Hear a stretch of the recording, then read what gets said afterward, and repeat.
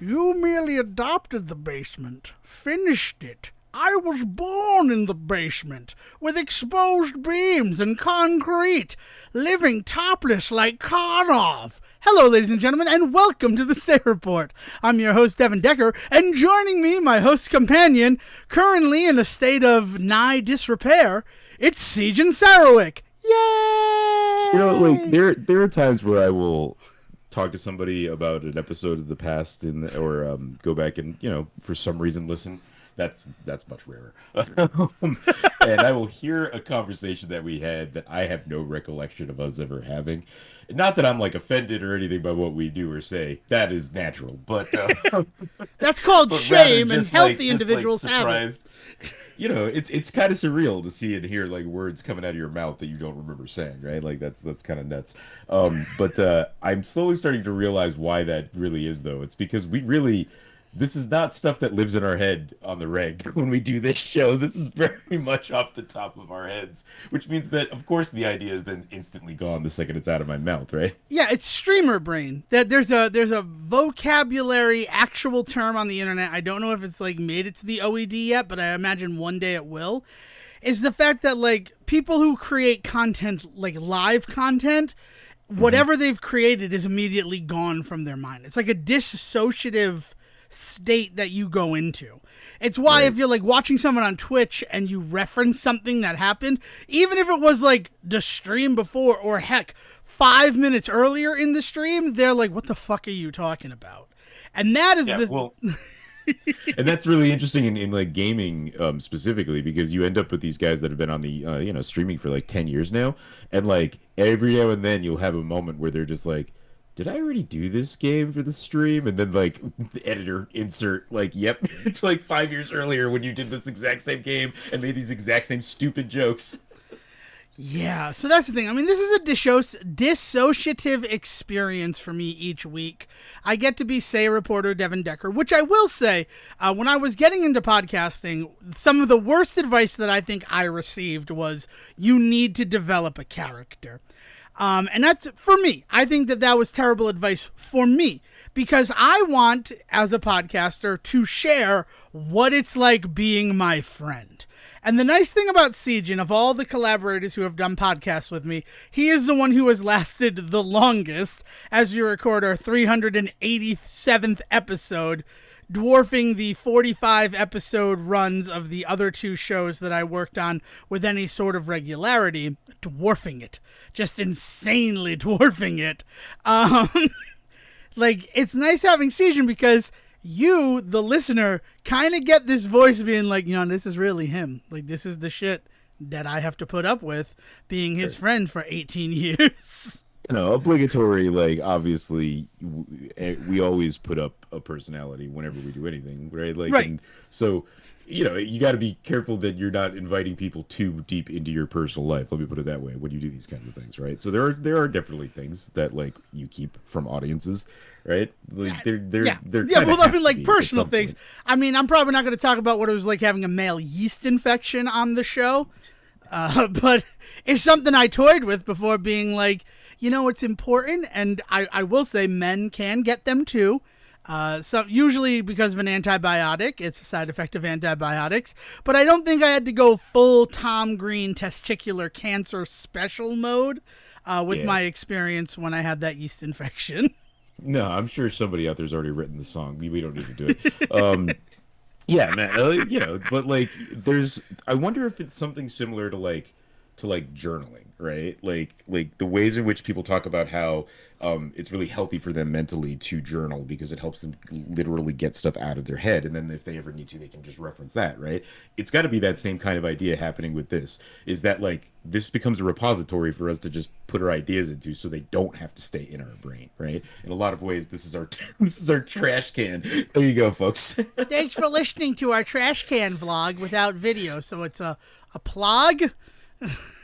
I don't know. I remember when vlog was a term that was getting thrown around a bunch. I remember.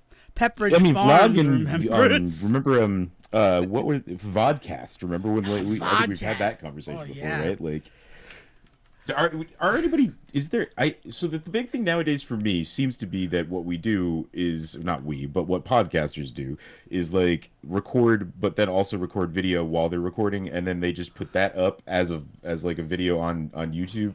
So is anybody making a video specific podcast anymore? I guess is my question, right? Because right now there's a lot of people that are doing the video thing that are also just doing the audio thing, but like there's nobody out there that's just doing video podcasting anymore, right? No, I mean, well, actually, that's it's not called podcasting.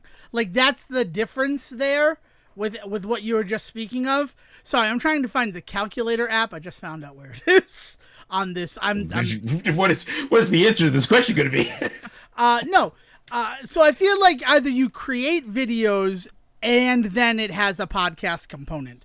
Because what I have seen as podcasts have begun to regrow in popularity, not that they ever stopped being like a means of getting content from a creator, but a lot of these people who do videos for YouTube now also have a podcast, and it is just the audio from those videos. So I feel... First of all, I feel very rare in the fact that we just do audio, that we don't have cameras pointed in our faces right now. But also, there are people who are like, I worked all this time on this video, and now you can just hear the audio portion of it so that they can get some of that sweet, sweet podcast money. I mean, YouTube, this is going to be a bigger thing for July. We've been releasing our episodes on YouTube as edited videos. It's just a static image since the beginning. But YouTube, with the death of Google Podcasts, since it's all the same friggin' company anyway, has sort of leaned into wanting to do podcasting, and now channels have a podcast element. So in addition to the fact that people want to touch that podcast money, if you want to get recognized by the algorithm of YouTube, it feels like you also need to have that podcast element to make yourself more appealing. Yeah. So, I mean, these are just the things to know. But yeah, I think you're right. There's no one making if you're making a video exclusive podcast, you're making videos. You don't attach Oddcast or log to it anymore. Yeah. It's just a wild thing that we did for a while there. Yeah, it was, it was all about like new words and buzzy words to like make people interested. It's crazy. Sejohn, before we go any further, two things. Thing one is, what should I drink first? I have my Circle K exclusive Lightning Blast Gatorade. That'll be fun for the listener a couple of weeks from now when I'm like, what's the Circle K Gatorade called? You can yell at your podcast, Lightning Blast, Devon, it's Lightning Blast. It'll be like Gatorade a Dora the Mountain Explorer for you. What? Gatorade or Mountain Dew? Gatorade. I have the Gatorade, the Lightning Blast The Gatorade from Circle K. Gatorade. But then I also have my Baja Blast Mountain Dew that's left over. There's the Mountain Dew. That's I could sense the Mountain Dew was in the room with us. Which one should I drink first? Oh, go for the Mountain Dew, buddy. Like Okay. that's gonna be And then the Gatorade. That's gonna go bad. There's a literal timing mechanic to Mountain Dew that is just not present in Gatorade. Plus, the Mountain Dew is already opened. The Gatorade is sealed. Oh, the timer's already going. The timer's been going for a couple of days, but again, you'll understand that more in a couple of things. And then the second thing is, are you okay getting a little controversial at the kickoff of this episode? Fine, but we gotta talk about something fun afterwards. That's why I want to lead with the controversy. And it's not that controversial. Of course, I will lead with, what's your favorite Harry Potter movie? Oh, wait. I just to touch on a conversation that we had, were we talking about Will Smith here before I go too far? Yeah, we can talk about Will Smith here as well if you'd like. Can we just point out that we are now sitting in the weekend when Bad Boys apparently passed the $1 billion mark worldwide? What are you talking about? That is news to me. I would specifically hit up Box Office Mojo before I came downstairs to see that. Let me see if I can find it. Keep you Bad talk about Boys Ride or Die. I'm only seeing 138 million. So is that just domestic? That's worldwide. Domestic 87. Maybe it was 100 million. Maybe I misunderstood. I mean, 100 million is yeah. But I'm pretty sure they put a B on it.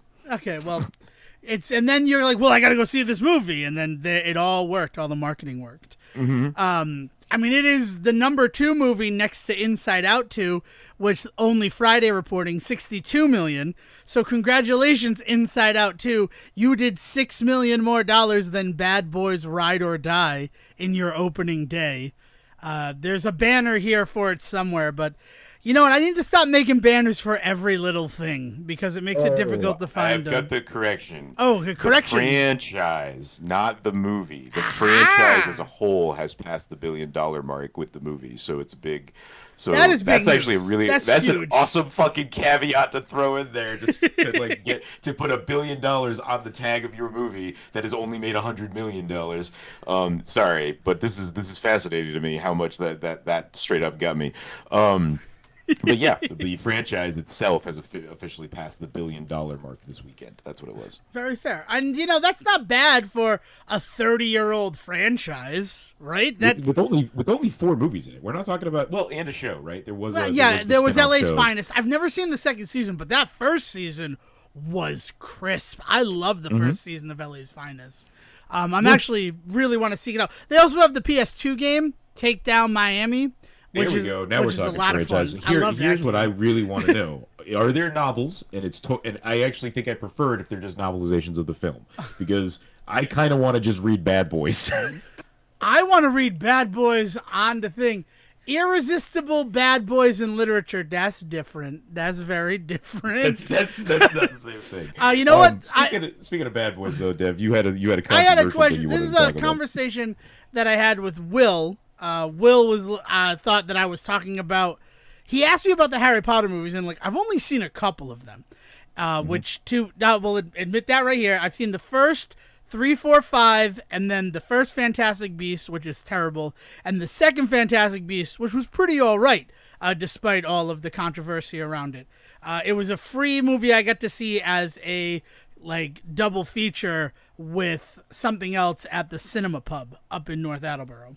So like it's like, well, I'm not going to see a free movie, right? Yeah, but yeah, it's that last one that you mentioned doesn't hit as well if you are deep into all of the movies and the books and shit, because there's a lot of shit in that movie that just completely fucks up a lot of like well established parts of. In Fantastic Beasts 2, The Crimes of Grindelwald. Yeah. One? So like, so there's and then there's the controversy element. So like, it's really interesting to hear from somebody that is not so deep into this stuff that like you actually felt like that was a decent enough film. I will tell you this: I do agree that I think it's better than the first. In that it even negates shit from even that movie. But anyway, so that means that I haven't. You asked me earlier which like my favorite is. Yeah. Probably the fourth one there is The Prisoner of Azkaban, right? Like no, the third one is The Prisoner of Azkaban. I was so happy because you said the fourth one. Goblet of Fire is the fourth one. Yeah, that's the one where we're with Cedric Diggory getting it in the end there, right? Yes, and becoming a vampire to go live in Washington State and seduce younger women. He always was a true Batman. But Goblet of Fire is Goblet of Fire, Prisoner of Azkaban. So like the third and the fourth movies are like really the sweet spot for me, because that was kind of when I came onto the books. Chamber of Secrets came out and I bought it. And I think I've told this story before. I bought the book, read about a chapter of it, realized, oh, this is a sequel. Like, had no knowledge of the first book. So then, like, didn't want to finish that until I read the first one. And by the time I got to getting the first one and reading it, the third one had been out. So then I did bang, bang, bang, and did all 3 in a row. And that was awesome. And, like, that was kind of where I was with Harry Potter when I first got introduced to it. It was in that world of like the third and the fourth book. So those movies are also really cool to me because they do a pretty decent job translating without being too like highlight reely. That's not so much the case with Goblet of Fire. It really does just kind of become a highlight reel of a film, but that's because that book starts to get too big for it's 700 pages long. That was when J.K. Rowling's like, we're going to let you do whatever you want. And they didn't realize how dangerous saying those words to her might be. But the moral of the story is, if you cannot tell, is I was like deep in this shit. Like I was very much a Potterhead. Like I was all about like trying out the games when they came out and all that sort of stuff. And then this is not an unusual story by any amount. I'm not. This is not me saying that like I have somehow evolved beyond what everybody else is doing. But like I just can't put up with that shit anymore. Like with just some of the stuff that has come out, and like looking back into the books and seeing some of the mentality in those books is just like such a fucking bummer. And that's like coming from somebody that isn't truly affected by what she is doing. I can only imagine what somebody that is actually like, you know, the victim of her bullshit, like can feel like looking back on all this shit now, you know? Right. I don't know. Yeah. Okay, but I mean, the big thing that from me is that, like, yes, I also came in at Prisoner of Azkaban. It felt like that was the book when, like, they kind of went mainstream.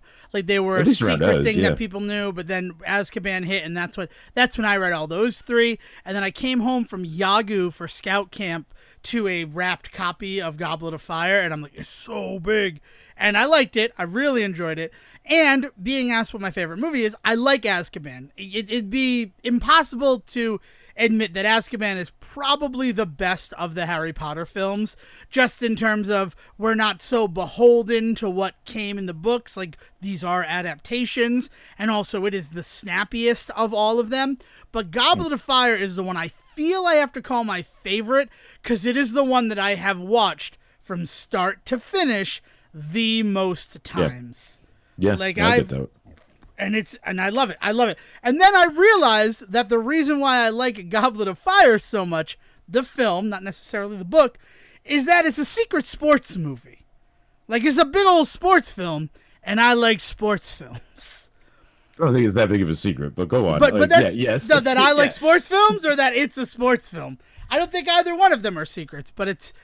and believe it or not, even though we've been talking about J.K. Rowling and the world of Harry Potter for the past, let's say 8 minutes, that's not the controversial part. The controversial part, and what I want to talk about, as we are in this weirdly unique situation, recording on the Sunday. So, like, Around the Horn hasn't taped yet. Pardon the Interruption hasn't taped yet. Sejohn, we're going to talk about Game 4 of the NBA Championship and the NHL Finals. Because I have some questions, and I'm curious how you feel about it. Did it turn into Quidditch? I don't wish it turned into Quidditch. No. So both of these games, there was a team going in with 3 wins. So if they win the 4th game, then they win the championship. However, they are not playing at home. Both the Florida Panthers in the NHL and the Boston Celtics were the away team. And both of them did not really play the way that we have seen them play in the rest of these games. The Boston Celtics end up losing by 38 points. 122 Mavericks, 84 Celtics. Their defense has been like on fire. Yeah. This whole, and so for them to be down by 38 is nuts. Yeah, exactly. It's nuts until I say my very controversial take. And then the Florida Panthers against the Edmonton Oilers, they lose 8-1. They lose by 7 goals. A hockey game? They lost a hockey game by 7 goals? Yes. Holy shit. Right?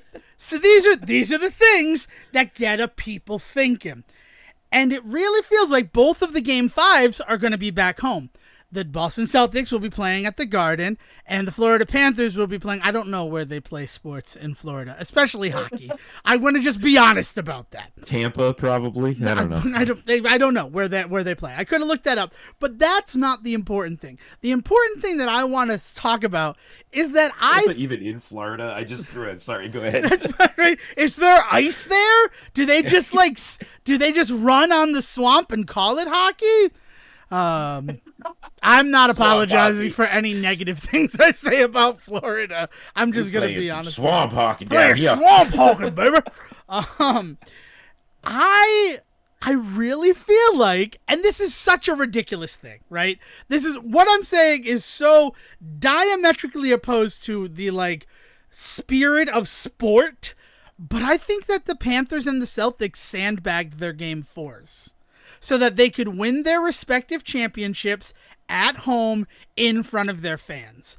And then the additional layer of that is that Game 4, the Edmonton Oilers and the Dallas Mavericks, they feel like it's do or fucking die, right? So they're going to play with the pedal down the whole friggin' time. Because if we lose, it's over. The season is over, and we are the first loser of our respective leagues.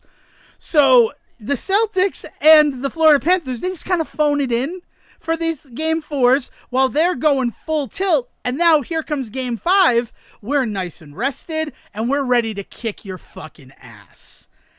And aside from the fact that, as I said, it would go against every fundamental part of sportsmanship and competition to willfully lose a game, especially a game in the championship, I feel like this is what happened. I feel like the numbers it's such a big divide. To lose by 7 goals in hockey is fucking insane. The only Here's place... the question. Yeah. Here's the question. What were these two teams' away stats like before this anyway? Like, do the Celtics traditionally do shit when they're out, out on the road, or have they been performing immaculately on the road and this makes no sense? I mean, they were 4-0 with the Pacers leading up to it. They are not playing in any sort of way that would make you think they're gonna lose. Yeah.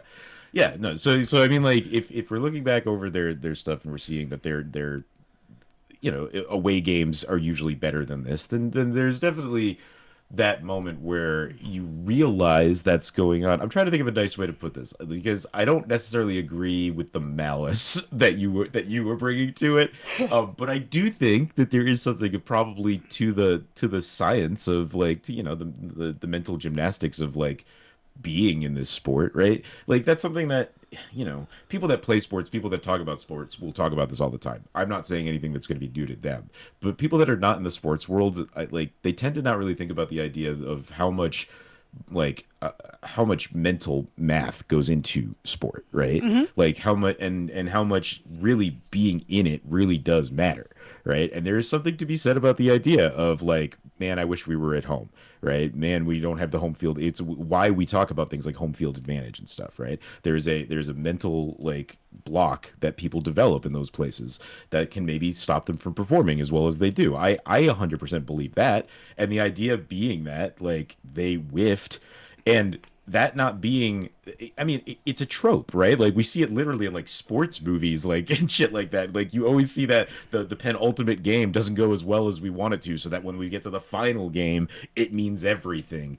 It almost feels manufactured, except that I don't know. I fully believe that could just happen naturally. Yeah, I mean but I think that's what couches and protects them.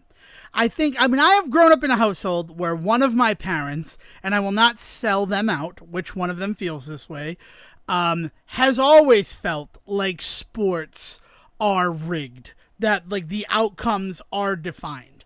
And when we have one of the biggest money-making forms of entertainment in something like WWE, where there are definitive narratives in that sport, or worse, that is built for narrative. I would think more Deflategate being the thing that truly kind of gets in your craw, right? Yeah. It's you live in an area of the country that was very much wrapped up in somebody in this exact sport, in controversy and all this, right?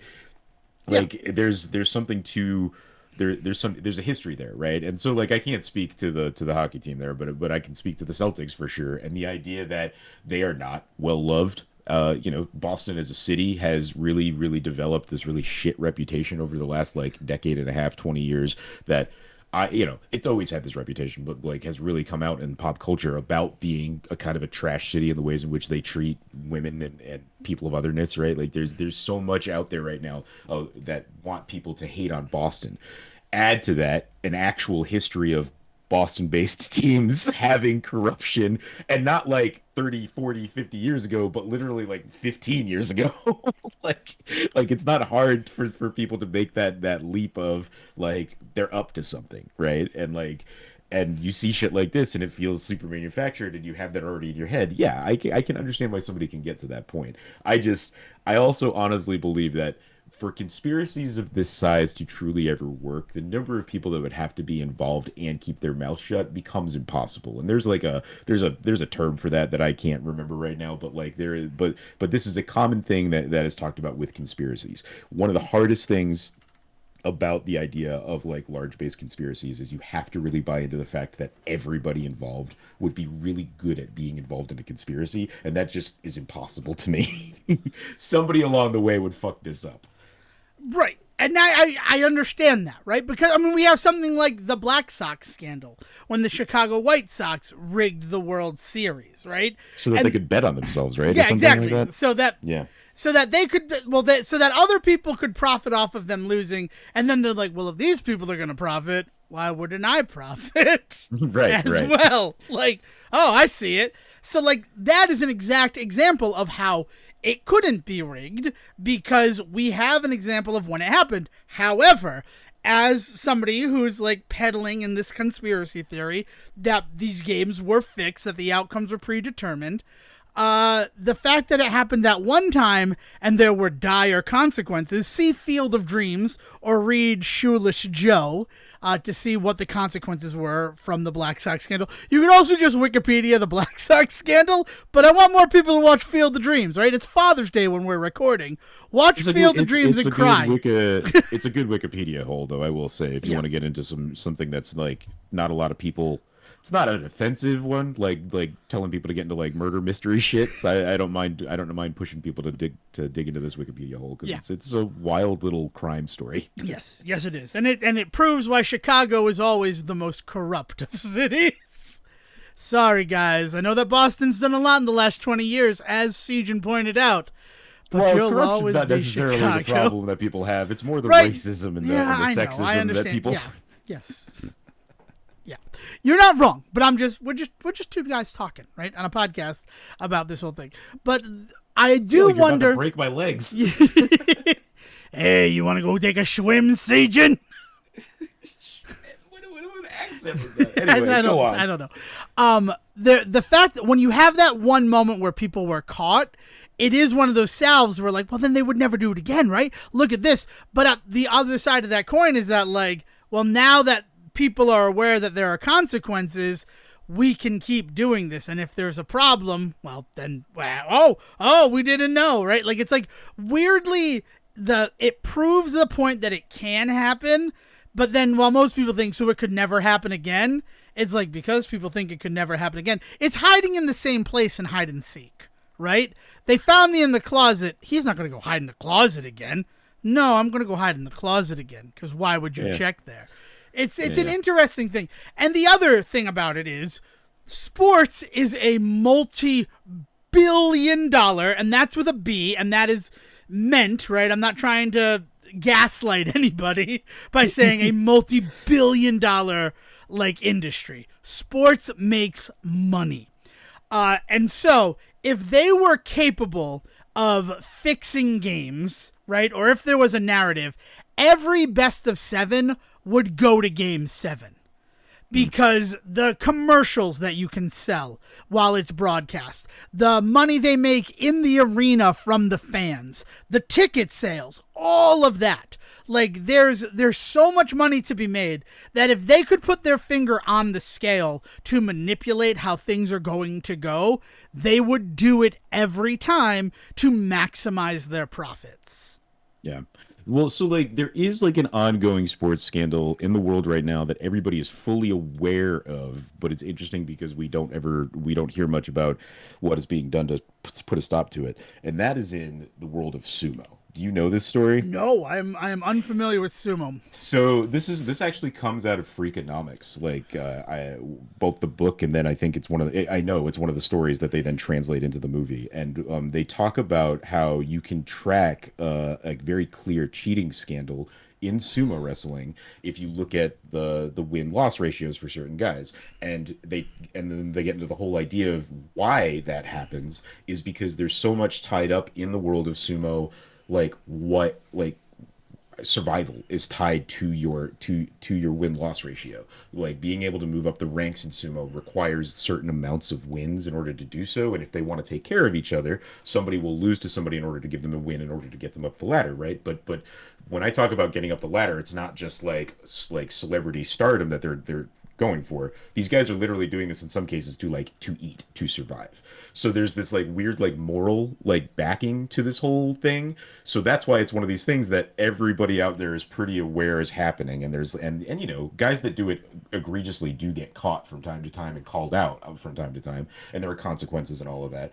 But overall, it is pretty understood across the board that there is manipulation going in these fights so that certain guys can make sure that they're sticking around longer, or God forbid you piss somebody off and you're getting crushed, right? Like there's just all of this stuff that's going on there, and we are all just okay with it. I say we all, but like sumo fans are all kind of just okay with it because of this weird kind of background like point to it of them trying to just help each other out and keep each other going, right? And in some ways keeping the sport alive, because it's also one of those like traditional sports in the world that is just not sparking interest in younger generations as much. That may not be so much of the case now, because this was 20 years ago when I was reading about it. But like, I don't know. I haven't checked in on the world of sumo in that regard and how it's doing. Um, but yeah, this is like a known sports thing that we all just kind of just accept as happening in one of the most traditional sports in the world. So there's also that whole layer to it of just like, we know that sports can and have been manipulated. And like, what does that matter to us? You know, sometimes I think about like the steroids conversation of like, at some point, if everybody's taking steroids, it's back to being fair ground, right? And like, if we want to watch people be the best of the best of the best, why would we not use this enhancement? Like, I'm not saying that as like it is me saying that, but like that is no, that was the argument that was out there right, and being made. I mean, like when Mark McGwire and Barry Bonds were hitting all of those home runs, they both were juicing. I think been proven. Yeah, and I think for me, I come back to the same thing I always do. If you're being open and honest with your audience about what you're presenting in front of them, then go for it, right? If we want to have a special brand of the Olympics that is the juiced Olympics, like let maybe we do that. But like, I do also want to consume sport of just natural guys just pushing themselves naturally. Like there's a interest there still for me, right? So I don't want steroids to be in that, right? But I am also just like, if there's a bunch of guys that agree that this is the kind of thing that they're gonna do, you know, it's kind of like the XFL, like this is like a wild over the top version of the NFL, right? Like yeah, sure, what the hell? As long as they're not gonna try and act like this is part of the actual NFL sport, right? Then I'm fine. Like let them do what they want. Yeah, there can be layers to sport. I agree. That's why we have divisions. That's why there are separate leagues. As long as everything doesn't become like congealed, consolidated, I'm trying to think of the word, homogenized to be the one definitive of any sort of sport, I think you're in the clear. Right? I mean, with steroids, you don't want to be like, you have to take steroids if you want to play. Because that's like put your health at risk in order to be the biggest and the best. Right? Because we know that there are side effects that are negative to using steroids. So it's, you don't want to be that group that says, yeah. Along the same line, right? Like moving away from the controversy of did they or did they not. I just feel like it's something that is probably going to be discussed. Just because it's such egregious amounts that they lost by. Like, even Hollywood would not bring it. You lost by 7 goals? Yeah, it was that would be one of those things that gets edited out. Like, that's a little too much. Like, knock it down to like 4. Yeah, right? And it's a shutout, right? The fact they scored 1 goal, like if it were a 4-0 game, like it would have the same impact, but I wouldn't scratch my head as an 8-1 game. Yeah, right. Like, hey, you know, like they had an off night, or these guys really came to play, and you guys were, you know, sedentary because, we got 3 games over these guys. Like, that's this it. Is just, but 8-1 or 122 to 84, those are egregious disparities in points. But at the end of the day, this is such a common, understood, actual natural thing that happens that literally some of the oldest folk tales we have, Aesop's Fables, Tortoise and the Hare, is literally this exact phenomena. Somebody that gets too complacent in their ability that they end up fucking themselves. That is exactly what I think we probably saw in both of these games. Is like, we saw these guys that were just top of their game, convinced they were good to go, then they got shook because they weren't in the right place at the right time, and they whiffed it. Like, and this is like, I agree that there is definitely a feeling of this can't be happening. This feels unreal in watching some of these cases, right? But like it's not unheard of. And yet here I'm thinking like Aesop's Fables is the salve to make everyone say, well, I guess it just sometimes happens, so that people don't ask the questions like, did they do this on purpose? Did they mean to lose? Right? And especially, I mean, it's a dangerous question to ask. It really is truly a dangerous question to ask, as we are now in the golden age of sport betting. I don't want to say that we're in the golden age of sport betting, but the fact that you can sport bet from your phone, they are very fucking happy. Yes. Yeah. I mean, there's going to be some wild shit that comes away from that too. I mean, the DraftKings world that we live in is definitely a wild one, and one that's affecting sports. This is not, I'm not going to go so far as to say like we are catching people cheating now because of it. I mean, we may or may not, but more that like things like the way that advertising works, the way that certain players are getting pushed in ways that they weren't before, and things like that. There are slow ripple effects going throughout all sports right now, all organized sports right now, because of things like the betting, the whole betting atmosphere. Oh yeah, it is that. I mean, let's look at the NBA. Just that, to distill it out, completely removed from everything that we said before. Let's look at the NBA and the fact that, like, it's rare to see a game now that doesn't end with 2 triple-digit scores. Mm-hmm. And a lot of that comes from, points things. Like, you got to get the points in order to win your bet. So they're driving up the points so that is a whole different game, right? So that people stay invested in it.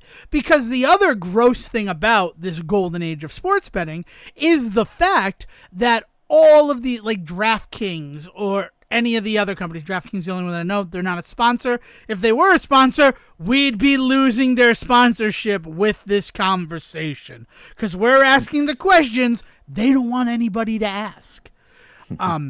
But they are in bed with the national sports leagues. Yeah, right. And I do want to make it clear that I'm under no impression that we are the first people to ask. Oh, we're questions. certainly not. Like, no, but it's when we say that there's these are the questions they don't want anybody else to ask.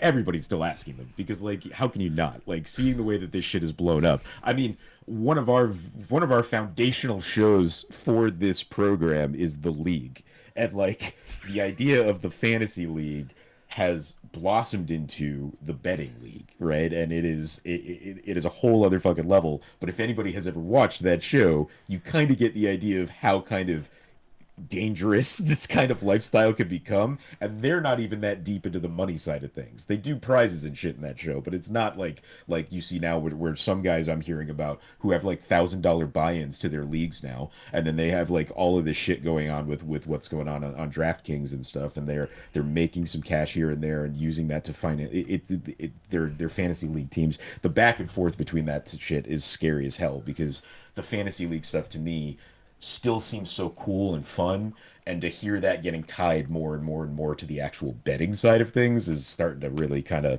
rub me the wrong way. Yeah, like, it was a fun way to find investment in more than just your team, right? That was the beautiful thing about fantasy sports.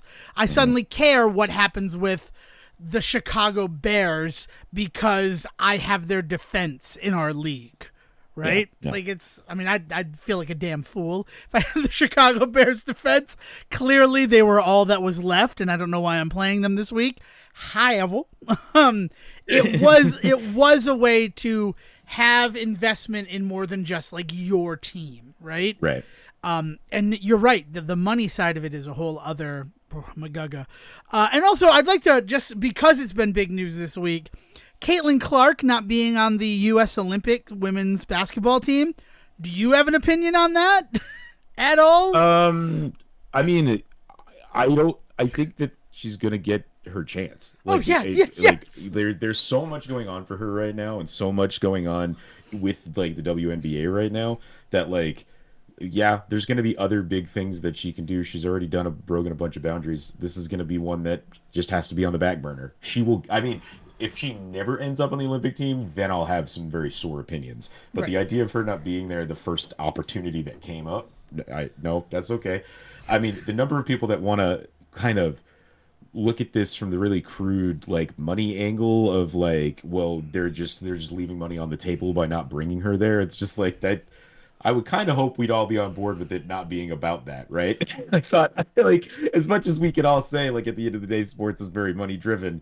The idea that we saw a decision made that actually went against that thought, we shouldn't like poo that, right? Like we should. No, they chose humanity over profits. We rarely see that, and honestly, that's one of the things that we do see in the fact that we don't fix every best of 7 to go all 7 games. Yeah, right. I don't know if I don't know if I fully understand. I don't know because there's also this conversation about like they just didn't want to bring that controversy with them, and that's not something I'm which hearing is that from so many people. That but, controversy is so. Here's a funny thing. Is an example of the disconnect between two classes of people. And I don't mean that in a negative way. It's just like a disconnect there. Irving Johnson, was on one of the late night shows and was asked what he thought about the Caitlin Clark thing. And his advice to Caitlin Clark was call Larry Bird. You can't just call Larry Bird. Right? If she already has his number, then yes, you're in Indiana already. He's in Indiana, and a lot of the stuff that she's going through, he went through when he first was excelling in the NBA. But for the Magic Johnson, I love you. I think you're a very good ball player. I'm happy that you're still with us. But the advice of you should just call other famous person who has dealt with this is such a out of touch with reality comment. You should call Larry Bird, Magic Johnson, and say, hey, have you thought about reaching out to Caitlin Clark? That should come from your level, not her level. But continue. It's like... No, it really shows this kind of misunderstanding of what the WNBA is going through in so many ways and where they're standing. It's wild. That is just a wild ass comment. Yeah, you're not wrong. Now, I'm just she should just call Larry Bird, right? I bet he's listed. There's about 15 of them in the white pages for Indiana. So I mean, you gotta get 3 hours to call all of them and then get him. But yeah, his number is listed, and I bet he's waiting for your call. I mean, regarding the whole fact that she's not on the U.S. Olympic team. She became a professional, ball player a minute ago. Yeah, she right. just joined the WNBA. And it is, and the thing, the reason why I want to bring this up, the only reason that I do bring it up is your comment about, I want to watch sport that is just people without any enhancements, right? And that is what the Olympics used to be, right? It wasn't professionals. It was amateurs. But now... the Olympics are professionals. It's the best of the best competing. And a lot of the best in certain events are professionals who do that for their living. So the fact that, Team USA for the basketball squad, that wasn't just picked yesterday. That they've been together and practicing as a team since the last Olympics, right? There's this terrible movie. Kirsten Dunst, Paul Rudd, Jack Nicholson. I do not know the name of it. I will look it up. That sounds amazing. Yeah, Google it. Google it while I tell you about this movie so that we have the title. And Kirsten Dunst, was on the USA Olympic softball team. That was her job. And then she doesn't make the team. And it's the only thing that she's aspired to be. It's not Kirsten Dunst. It's Reese Witherspoon. I fucked that up. I'm sorry. How do you know? Yeah. Movie is... Owen Wilson. Yeah. Catherine Hahn. Movie is fucking terrible. And I hate to say that because...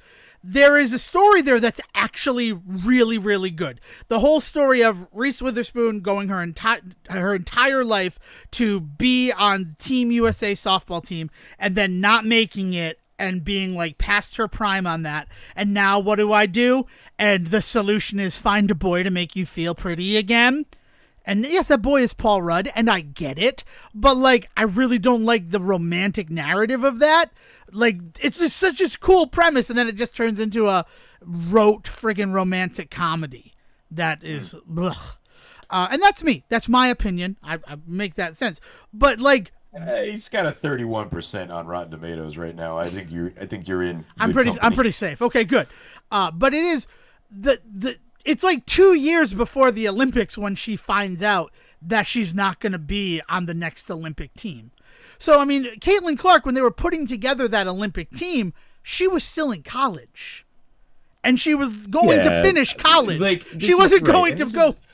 This has happened maybe like once or twice, I think, from what I understand, in other instances, and not even the WNBA. I think it was the NBA, like the men's team. Like, I think that they brought up one guy once that was like in that college scene, and so everybody's just like, well, they've done it before, and it's like, okay. But that was such a rare, unique case that people still talk about in its rarity that like we don't get to say that it gets done all the time. That's not what's happening. Yeah, it's such a weird, like, yes, now that she's a professional, I understand why you're like, well, why isn't she on the team? Well, because she became a professional a minute ago. The team's been together for at least a year. And you don't just add somebody in at the last minute. We're not in movies, right? Talking about sports films, right? Which has been sort of like the background of this whole conversation that we're having about sports. Like that happens in movies. That doesn't happen in real life. It's not going to be one of those situations where like, oh, did you see how she was playing at UConn? We figured we'd bring her in to give you guys a hand. And then all those people who'd been working and earning their spots, they would give her the business and the guff, right? I'm trying to think of the exact movie where this is the plot line of it. But it is. The Rookie or something. I don't know. But the Rookie is the one where he's super old, right? The Dennis Quaid one. Like I say that, like I'm thinking of Rookie of the Year, which is completely different. Imagine if he was super old and his arm overhealed. Gosh, Rookie of the Year. When are we doing that one? Are we doing that one? I feel like we got to do that one. I think we got to do like Rookie of the Year, Angels in the Outfield, and like Kid in King Arthur's Court, all in like one like in one fell swoop. Could we also do Little Big League if we're talking? Well, so too. Oh fuck, yes, we can. I love Little Big League. That's one of my favorite like kid baseball movies. There is. Well, so it's really interesting when we talk about the idea of like sport and fans and people paying attention and kind of pseudo like having an idea of what's going on and relating that to the idea of like the genre of the sports film. Because there's two different types of sports films out there. There are sports films that are made for sports fans and there are sports films that are made for film fans, right?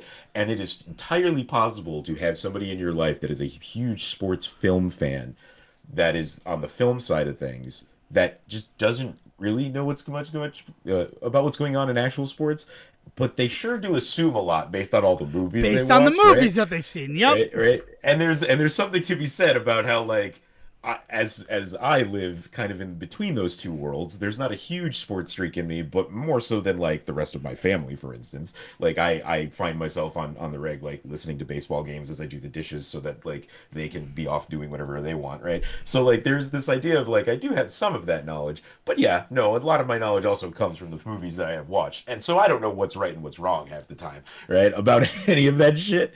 But there is definitely a huge genre fan of sports film that is not necessarily a sports person that does kind of expect this kind of shit to be happening around the horn, right? Like this as I insert the name of the show later. But this idea that like they look around and they think that this is kind of how it works sometimes, and it's like, no, that's what made the movie so special, was that it was such a rare thing, right? Like, yeah, Draft Day is nothing like the movie Draft Day. Apologies to Ivan Reitman fans. It's a good movie. I will say Moneyball's pretty spot on. Moneyball is pretty spot on, but that's based on a book written by a guy who worked in baseball. I also like Moneyball as a prequel to like Fever Pitch, specifically the Jimmy Fallon remake, because the Red Sox, right? Just to finish off the Boston triumvirate. No, we'll finish in New England and Tom Brady because he just got inducted into the Patriots Hall of Fame.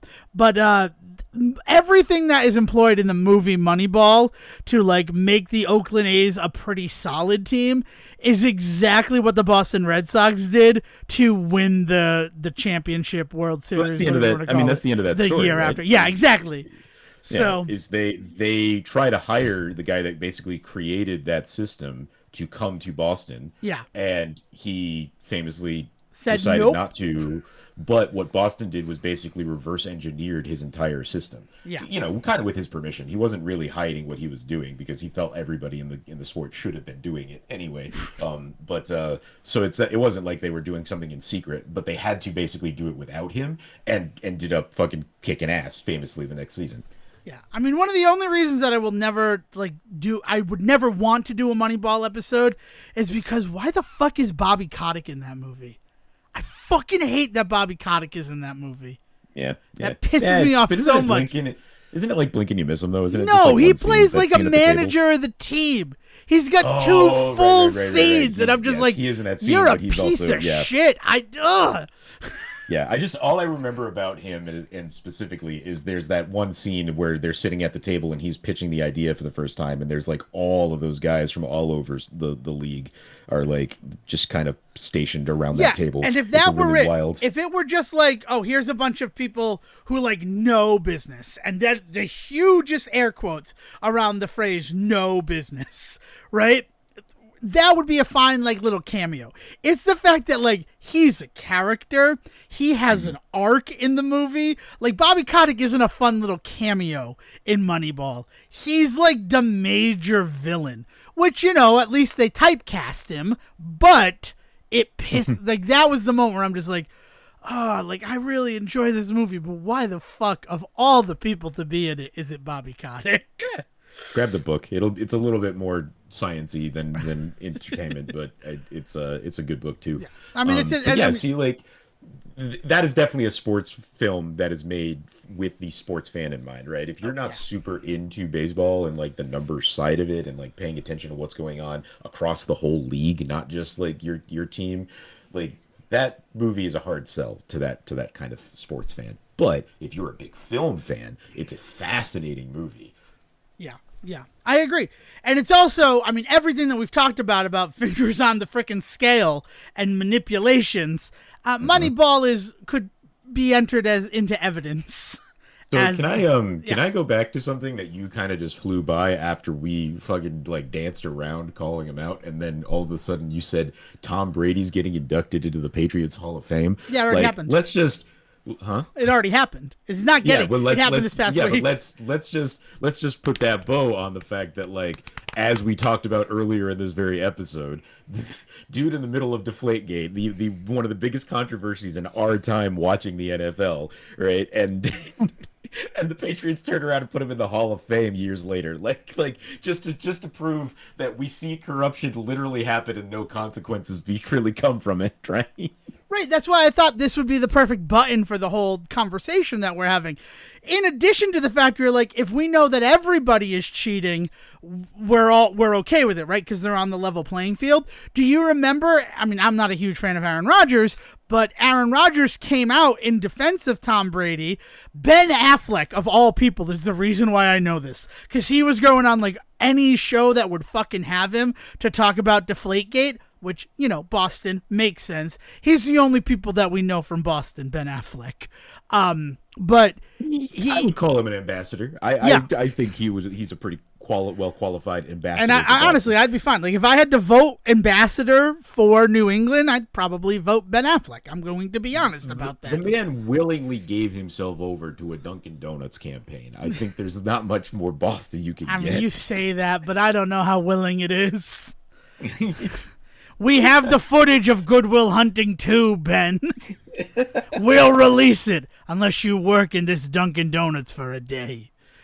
That's the problem, Ben. You don't negotiate with terrorists because then they'll just keep adding more demands. But he was going around... Ben, rap. But he was going around everywhere talking about Aaron Rodgers saying, I like a big ball. I like my balls overinflated. So like it was one of those things where, we're gonna allow quarterbacks like their own little eccentricities with the balls. Tom likes some loose and like so he can get a better grip on it. Aaron Rodgers likes some big. Like it was one of those just like totally just the example of what we were talking about with the steroid use in the MLB. Where like, no, but we're all using it, right? So it's an even playing field. Yeah, no, every quarterback has their own preferences with the balls. Deflategate isn't that big a deal. And also, I will say, I mean, that's also science, right? Hot to cold, you lose air pressure. Happens with my tires every year. So the lack of, like, the scientific example of it really does support for me that there was some hanky-panky controversy going on. Well, I mean, there was straight up scientific papers written about Deflategate. Like, you can totally go like academic papers written about exactly that, the science of like what it means to be somebody that, you know, if you're a one of the guys that got really caught up in it was the guy that was responsible for the ball handling behind the scenes, right? Right. And the scapegoat, part as of that we call person's him. part of that person's job is to make sure that the ball is inflated to a certain psi, and there's like a small range that psi that it can be in, right? And so this is what Deflategate was all about, was that they found that Brady was throwing balls that were below that psi, but there was all of this conversation about the temperature difference between the back room in like the upgraded Foxborough Stadium, because they've been working on a Foxborough Stadium for years. It's constantly getting like more and more shit put around it. There's like a whole village built around it now. Eventually, it'll launch itself into orbit and nuke us from space. So it's the only way to be sure. It'll break off from Massachusetts and become its own state. It's just like, this is the Patriot state. Okay. I can't wait till John Carpenter makes Escape from Gillette the third in the Snake Plissken trilogy. Oh man. But there's like, so there was all of this talk about like, yeah, well, if you filled it to this psi in this back room, and specifically like the low end of this psi, and then it got brought out onto the field and it happened to be this temperature on the field, then yeah, it deflated a little bit. But that's why we give that range. So maybe they need to, there was all of this shit that was talked about at that time. But the big, I mean, the whole thing is fucking nuts, because the biggest part, the worst part for me, is that Tom Brady was supposedly instrumental in creating the rules that he then ended up breaking in Deflategate, because years previously the issues that he was having with guys like Aaron Rodgers overinflating balls. Right. So in his attempt to stop guys from overinflating balls, the theory being that they would fly further, right? Although noticeably in the science they would talk about harder to catch, whereas a deflated ball won't go as far but easier to catch. So there's some like back and forth there about like statistically what's a better option. But like he didn't like, Brady did not like guys overinflating, so he helped the Goodell and the league like create this rule that he then ends up getting caught going in the other direction with. So like, fuck that. But then this is the guy that, again, we're going to turn around and in 2024 just say, welcome to the Hall of Fame. Well, and also, like, it's one of those other crazy things, because remember when Tom Brady left the Patriots very publicly to go prove I can win a Super Bowl without Bill Belichick, and then played for the Tampa Bay Buccaneers for like 3 years? But he's still Patriots Hall of Fame, right? Like, we want him to and honestly, he won 6 championships with the New England Patriots, and he got to at least 8 Super Bowls. I don't know if there are more, but there are that freaking Giants one. Sejohn, we never should have left my house. I fully blame us going to that party. Our own hubris. You want to talk about hubris and the tortoise and the hare and getting too big to fail cocky? We should have never left our house watching the freaking Super Bowl. That's the only reason the Giants beat us and we didn't have the perfect season. It's our fault. And that's why we have to live like refugees, to make every reference from that evening. I had to run off to Utah, yeah. Yeah, right? Ugh, Jiminy. But yes, so there's the sports and controversy section of the Say Report. Hopefully these past 50 minutes have proven to you that this is truly a show about everything. Did you really just want to bring up Harry Potter for no reason earlier? I'm very confused. No, it's I brought up Harry Potter because of the conversation, and then that realization that I experienced this week, that the reason why Goblet of Fire is the one that really gets me going is the fact that it's a hidden sports movie. It's a sports movie in a wizard's robe. Like, oh man, that's Rudy it. Potter.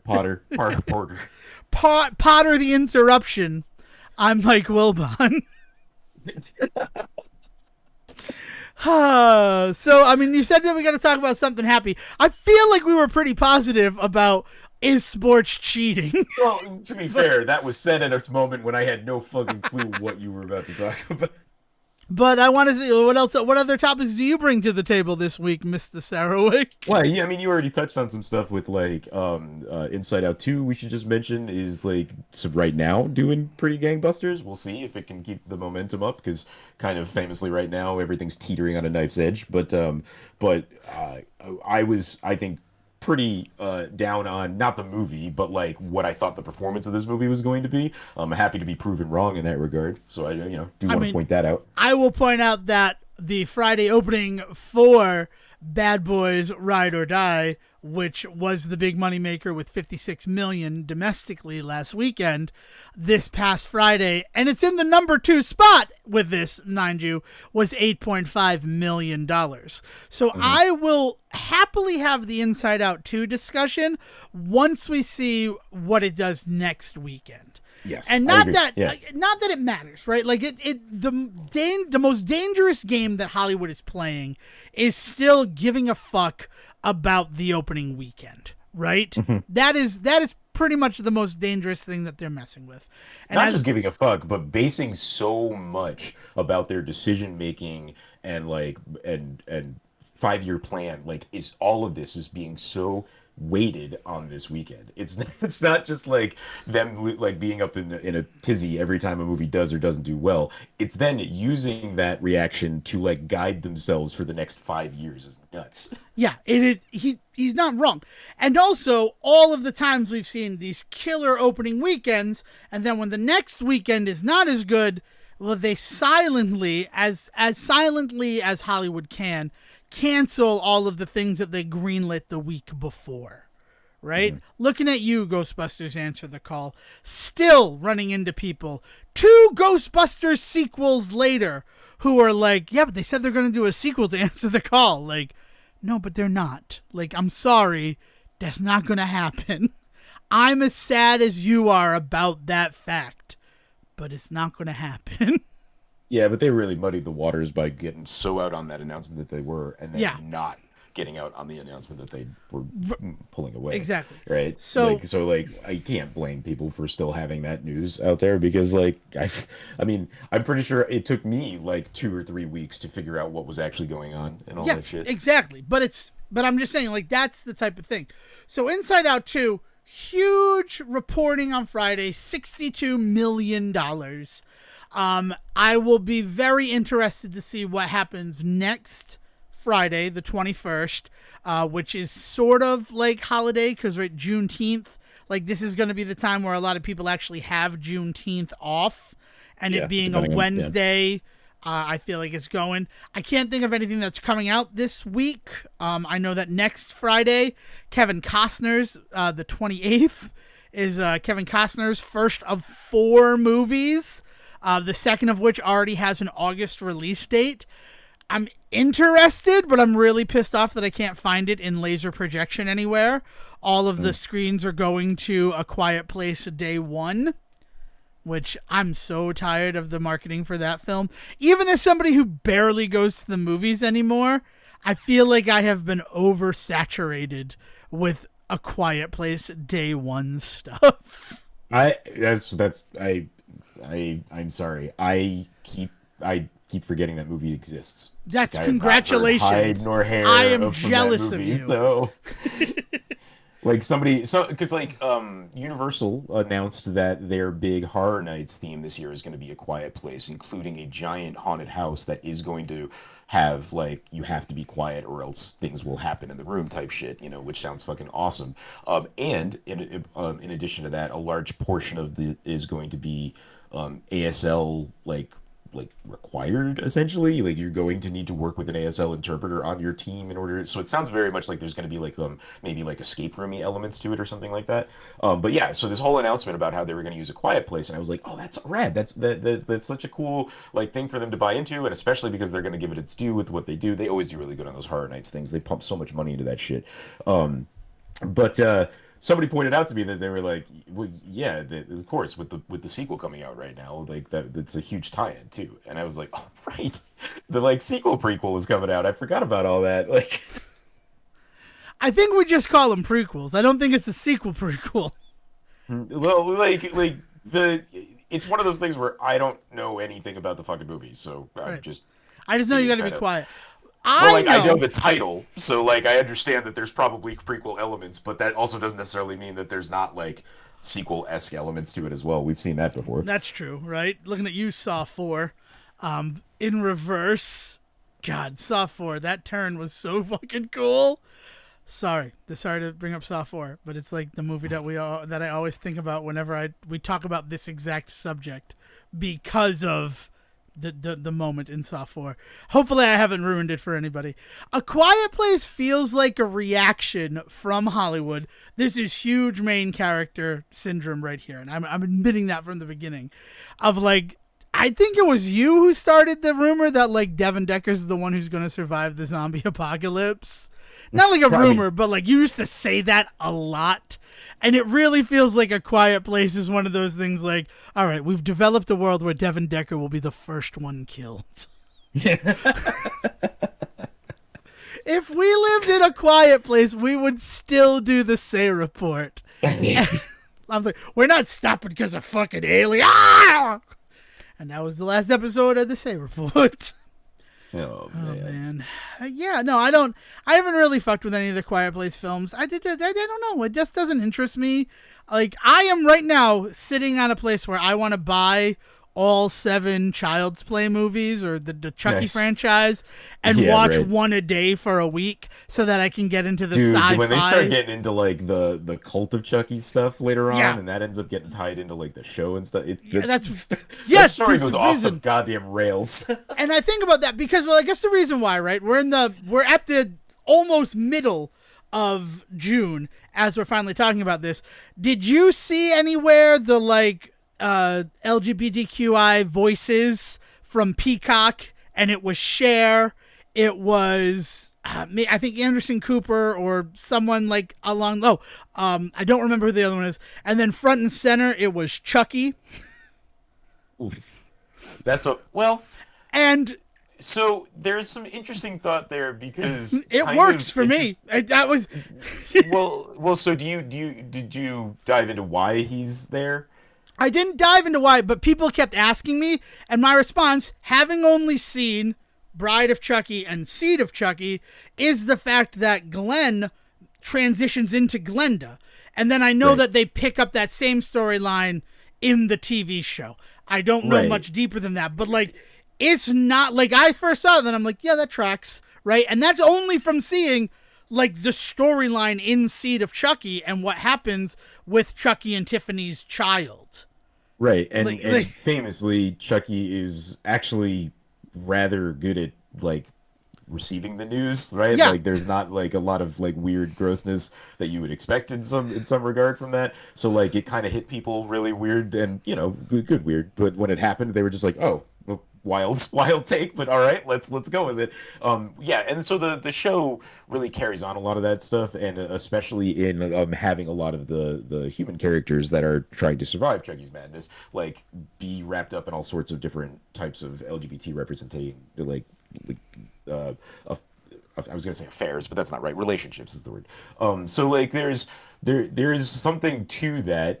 I would say that's playing a very dangerous. It's a dangerous game. Yeah. With people that aren't in on that shit, and like I could see how somebody would be like raising an eyebrow to that, and not that like they should or shouldn't, but rather thinking that NBC's marketing team was okay with that or like didn't consider that is wild to me.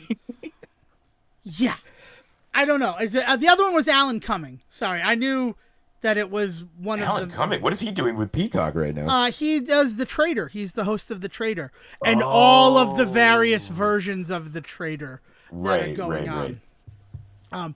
But yeah, like it was one of those things where I saw it and I'm like, oh yeah, no, that tracks. I'm fine with that. But then people have come up to me and asked about it.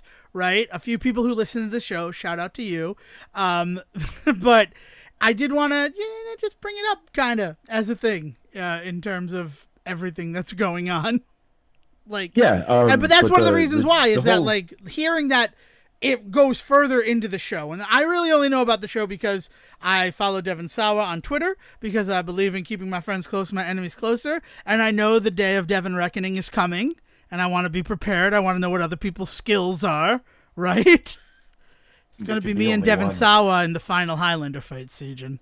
I know it. I can feel it in my bones. I prefer Jet Li's the one, but anyway. Memories. But yeah, so it's one of those, like, I know that he's in the show, so that's why I see stuff about it, and I knew that they had continued and picked up from fragments of Seed of Chucky, and I really just want to go and watch all of the movies, because I've never done it, and then I was very surprised to find out that there are 7 of them. Yeah, so like I said, some of those later ones get a little wild in what they choose to do with some stuff, and yeah, I don't know, but well, there's also the remake, right? I think they're all worth a watch. Yeah. No, I'm not talking about the remake. I know I'm talking not, about in the original continuity. There's one with a girl in a wheelchair that gets really fucking buck wild. There's one with and then there is the remake. Yes. Yeah. Mark So like, in Hamill addition, and voiced that the remake. movie is also, by all accounts, like insane as it tries to be a modern horror film based on an 80s horror idea. So, yeah. I need to remember that they're not Problem Child, they are Child's Play. Because everyone knows I love Problem Child 3, and I'm like, I think I've only ever seen Problem Child 3, and I'm like, that's true, but I meant Child's Play 3, and also, no, I've never seen that one. But is that the military school one, or is that 2? I think the military school is the 3rd one. Okay, Again, I haven't seen them. I am the wrong person to ask this question. But by the end of the summer, I'm fairly certain I'm going to buy the 7 movie pack. Because you know what? You know why this is in my head and I'm thinking about it? I have started going to stores again. I've mentioned that a couple of times. And I didn't realize how much, like, going shopping was part of my actual, like, exercise routine, that like a lot of my walking was walking in stores, which is a gross thing to say, and I'm sorry to say it, but it's true. I do feel better because I'm going and I'm looking at all the things I used to look at in stores before I just sat at home for 5 years, you know? Right. So like going to the electronics department and seeing the librarian's ultimate collection, I want to buy that. But then I'm like, oh, I'm going to check online and see if it's a better price online. So I'm still the worst. I will admit that. But with the Child's Play 7 movie set, I think it might just be the Chucky 7 movie set, they only have the DVD available in the Walmarts that I've been to. And there's a Blu-ray available that's the same price. And I'd rather watch those on Blu-ray. That doesn't make me a bad person, right? Oh, no. I actually just rewatched the pilot for Twin Peaks this past week, and the HD version of it was on sale for the same price as the SD version, and so I snagged it, and it was like the like cleaned up restoration version, and I cannot tell you how fucking gorgeous that looked on like, yeah, we've got a pretty nicer like Samsung frame TV actually that we've been watching a lot of stuff on lately, and so like it was just amazing watching this thing, and I thought I had seen like the Blu-ray version of I think I had seen the Blu-ray version of Twin Peaks, so like a couple of years ago when I had gotten into rewatching it, but watching this like super high res version on this really nice TV, I was like, oh right, that's why people get super into this kind of stuff. You know, like I have talked before about how like things like frame rate and things like that don't really matter too much to me, but I could still recognize when something looks fucking beautiful. Yeah, this doesn't mean that I'm not gonna, I can't watch it any other way now. No, I can still watch it on like my computer screen or on like my other TVs and those if I really want to. But man, it was a cool experience watching it that way. I mean, my computer screens are the best way to watch things in my house, so I can't say that. I'm glad that I can still watch things on a regular television. I have that conversation. One of my screens is a straight up fucking flat screen that I've had since college. Yeah. I mean, flat screen TV. I fell out of bed yesterday morning because I was an idiot and decided to put my head where my feet usually go. And then when I woke up in the middle of the night, I did my usual move of, turning over to my right. And no, that's where the floor was today, not more bed. And what I kicked and what I was very nervous about as I fell out of bed, I'm fine, by the way, recording, so I'm good. And I'm recording without all of the things and paraphernalia that Sejohn listed prior to us starting today. for some pains that he's experiencing. Old man pains. To be clear. I'm just an old man. In falling out of bed, I kicked my first flat screen that I still use in my room to like have on like news and sports as I'm going to bed. And I'm just like, oh my God, is it okay? And it's fine. It does still work. But like, I know the old flat screens that I have. But like this one is my big 144 4K 120 FPS like monitor. Like that's what I watch most of my stuff on. So the fact that I can still go back to like the big TV in the living room and be okay, I'm really glad I haven't become one of those people. But having watched so much in like 4K, kind of like close proximity, I can imagine that something like Twin Peaks being shot out in, I mean, that's like northwestern, right? That's where Twin Peaks is located, wilderness. Yeah. I can imagine that like, it's going to be gorgeous if they cleaned it up. Like, it's just, the scenery alone is beautiful. So, excellent. Very excellent. Anything else you've been doing? I did not beat a game this week. I was bad, but I have some defense for myself in the fact that the game that I was beta testing, the Prisoning Fletcher's Quest, they released their next build of the game. And let me tell you, Devon Decker, I'm saying it officially, an hour, 15 minutes in to the 387th episode of the Say Report, I got to figure out how to be a game tester. Oh my God. I would love that to be my job, right? So if anyone knows how to make that happen, get in touch with us, the Say Report at gmail.com. You gotta look into QA, man. That's it is step. Because the best part about being this, and like this isn't like official or anything, right? I'm in their Discord. They offered people an opportunity to beta test it so that they could have people, you know, not connected with the game point out issues. Basic QA, right? The type of QA that, did everybody get the Donkey Kong Country VHS delivered to their house, or was that uniquely a Devon Decker moment? I got it because it was associated with my Nintendo Power. Right. I think that's why. I think that's probably why people did it. I didn't have a Nintendo Power subscription though when that came. It was when we were in Templeton, and I don't know why I got it, but I got a Donkey Kong Country videotape at the house. I bet your mom found an ad somewhere in like a magazine or something and sent out for it or some shit. And it was just an advertisement, but the thing that I took away was, oh my God, game testing is a thing. And then I didn't really think about it again because you can find that shit on like YouTube, right? Oh yeah, it's awesome. Yeah. Like those old like Nintendo tapes that they used to send out with like like you said, they're basically ads, but they would do like some behind the scenes stuff on them and things like that. Yeah. I check that shit. I like every now and then I dip back into that sort of stuff when I'm trying to put something on in the background on YouTube. I love that stuff. Yeah, that video was. I mean, I was so excited for Donkey Kong Country, and there's the reason why. So yeah, that. Excellent, like just very cool. But the first time that it ever came to my head that like you could be a game tester, and then I just really didn't do anything with it.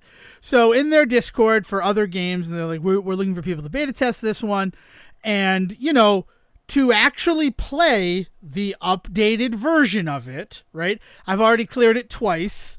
Once on my Steam Deck to see any Steam Deck issues that may have come up. And there were some health bars not showing up for certain bosses, and the credits are just a blank screen. Not a blank screen, it's the static image, but the credits are not actually rolling. So, you know, important things to note, right, for your 0.19 build of the game. But to see that my little issues, not that they were little issues, but the issues that I reported in my report after playing the game, to like actually see how they were corrected and like to feel like, wow, something that I complained about in this game like was actually addressed and changed. Like it's pretty cool. I feel pretty cool right now. Not to like sound insane, but it was gratifying in a way that I wasn't expecting it to be. Like, I don't know. Like, I just, like, randomly said that, like, you know, you can get a free hit on this boss. And now the boss starts suspended from the ceiling. So you can't get that free hit anymore. And on the one hand, I felt a little bad because, like, oh, speedrun tech, I'm sorry. I've forsaken you. On the other hand, all of my notes about how to cheese the, like, shoot-'em-up boss, you fight, like, a living car that's come to life in a UFO. All of the things that I reported in there were like, this boss was very easy to cheese. I found a way to clip out and not get damaged. all of those things being addressed took that boss from like just kind of, oh, now it's the time where I hide in the corner and beat it, to like a legitimately engaging, exciting, exhilarating experience. Because like I had to be on my toes, and hiding behind it no longer works because the projectiles home in on you. They don't just go forward. And like I've beaten it with 2 bullets and 3 bullets, and honestly I don't know if it'd be possible to beat it with 1 bullet, but I'm gonna try. And things where I'm like, you know, I feel like the game didn't communicate this to you. Like there are now beautiful communications with like, this was good. Come find me in the Nexus. I have a prize for you. Like I just feel connected to it in this way that I wasn't expecting. And it is gratifying in a way I don't know if I can properly explain to you or the listeners, but dear God, I am just so happy that like, it's one of those things where like you aspire to do something maybe all of your life, maybe since you were 9 years old and got a VHS in the mail about the Donkey Kong game. And then like you finally do it and it is everything you dreamed of and somehow more. Like I feel like that doesn't happen as often as the media and popular entertainment would have us believe. Right. A lot of the times you get everything you wanted and you realize, man, I never wanted this at all. But that might just be me. Because I'm a cynical fuck. So I have been kind of dipping into a game that I want to see those kinds of changes in. Okay. And that's Questmaster. I only put about 20 or 30 minutes into it. I will be upfront about that. And the reason I did that is because I just kept hitting these points where I was being told to do a thing with no real instruction about like on how to do how to do it. Yeah, and so I'm having some real struggles getting into that game in the ways that I need to in order to actually get to the even like the meat of that game, which is like the actual building of dungeons. Because like it's not that I can't figure it out, but man, did it take me a while to like find the dojo so that I could learn to fight, or like who to go to talk to about even getting like it was really weird when I was told go to this building. I go to that building, and then the first thing that person says is actually go to this other building, and I'm adding about as much flavor text as the game does. Like, so like, why did I come here first? Only to be told to then go back to the other side of town. It was the wildest. It was like, hey, you need to go to this building on the east. Okay, go over to this building on the east. Hey, you need to go to this building on the west. What the fuck? Like, what's the point? It's like, I don't have a weapon yet. I can't do much but roll around. This is not like engaging gameplay yet. So like, there's a couple of things here or there that I'm struggling with, but there is so much potential because first of all, it's gorgeous, right? The game is just beautiful. It is beautiful. And like things do work. Like I feel now that I've got the sword, I know how to swing it, and I see the benefits of like the roll thrust as opposed to just swinging, and like or the power up. There's some stuff about powering up your sword that I think needs to get worked on a little bit because you have to swing it in order to start the power up, which I know is pretty standard, but I keep finding myself in situations where I want to hit a grouping of 9 and I swing my sword and accidentally knock the first one to begin with. So like there needs to be something a little bit more forgiving or a little bit more clear about how to kind of get that move going, that I then don't lose points for not getting everything at once. You know, when there's some mechanic stuff in it that's a little squishy, but the look and the feel of it is really good. And so like I just need I need a little bit more instruction. And I turned it off the second I got to the Questmaster, and he's like, build a dungeon. And I was like, okay. Are you going to tell me how to build a dungeon? No, I'm just in this dungeon building screen, and I don't know how any of the controls work. There's no function here to tell me, like, hey, try this first. Like, nothing. Okay, that was when I was like, all right, this is not going to be impossible to figure out, but I need to take a breath and walk away. And so I had to step away for a bit. That's fair. So obviously the influence is linked to the past. There's huge link to the past influence. So that whole you wake up in the beginning of it and then you go set off on your quest. Honestly, they should have taken that page out of Pokemon. I agree, where your first stop should have been the dojo. And then once you've graduated with your sword, that's when they're like, oh, now I think you're ready to go see the Questmaster. It's a little lack of immersion. Like, yeah, I'm even okay with the pattern if they can put enough like flavor exposition into it. And flavor, to like be like, oh, okay, all I did was go and talk to that guy, but in talking to that guy, I got so much information about this world and what I was about to do that I'm okay with that kind of side quest essentially, right? That little distraction there because it was worth it, right? Give me something to make it worth that, and then I don't even think about the fact that you're just bouncing me around on talking to people, right? Because like I'm playing another game right now where that's all you really do, and that's Paper Mario. Paper Mario and the Thousand Year Door, like we've talked about this, I think, with Origami King and when back then. But like Paper Mario has never been truly about like the difficulty of the fights. The fights have always been really interesting in the good ones. They've always been really interesting, and like the puzzly elements of the fight mechanics are fun. But they've never been difficult, right? And like I'm putting quotes around like the word difficult because I understand that means different things for different people. But like that's okay for me because that world is so full of good story and awesome characters and beautiful moments that like the going from place to place, talking to people, being sent back and forth in town and seeing the same parts of the map over and over and over again, like specifically the tree level of that one, which is one of the earlier chapters. You do so much back and forth in the same like 9 screens that if you're not really paying attention to what you're doing and you're suddenly like going to the same room 1,000 times, it can get a little grinding, right? But generally, if you know exactly what you're doing and you're paying attention, you're fine and you get through it quick. Questmaster was feeling very much just like go here, go there, go here, go there, and I wasn't getting anything for it, and so it was just like, what this isn't fun right now. Like, it'd be interesting if when you go see the Questmaster, he gives you the sword and then drop you into a dungeon and you don't really know how to use it. And he's like, well, that was embarrassing. Maybe you want to go to the dojo on the west side of town so that you can actually learn how to use that thing properly. And that'd be immersive. Like, that'd be storytelling. I mean, but like you're comparing it to Paper Mario, which I think partially why it's Paper Mario is the storybook nature of it. Like, it's more about the narrative than anything else. So I mean, you're asking for that in a game that like might not be wanting to emphasize the story. Again, to be clear, I'm not asking for that. I love Paper Mario as it is. What I'm saying is, it's not brought down, it's not dragged down by being a quote unquote easy game. Yeah. Right? Like which is something that can happen. There are a lot of games out there that get really dragged for just like not being engaging because things are just so simple or the mechanics are not deep or things like that. Those are the kinds of critiques you normally hear. But you don't hear that about Paper Mario because of the ways in which they make up for that kind of concept in other parts of the game. Yeah. Right. Right. So, I mean, my issue with Questmaster is build a dungeon. And I'm like, I really don't want to build a dungeon. I kind of want to play dungeons first. And it does not communicate to you very well that, like, to play dungeons, go talk to the board outside. Like, you have to talk to him again. And he's like, oh, you wanted to play a dungeon? Like, it's like, that should have just been dialogue you told me from the beginning.